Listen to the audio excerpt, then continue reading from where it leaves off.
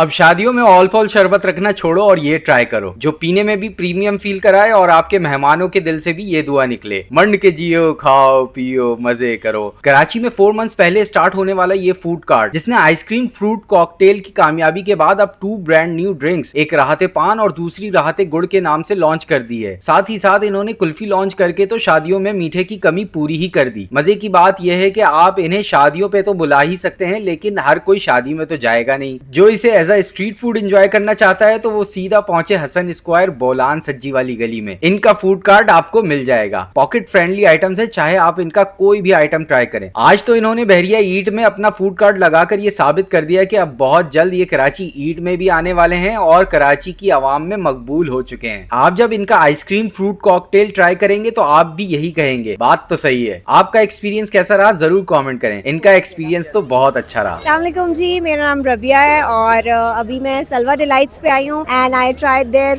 Fruit cocktail which was very nice, lovely, बड़े मजेदार था, वेरी वेल बैलेंस स्वीट। और जब भी आप हसन स्क्वायर जाएं डू ट्राई इट।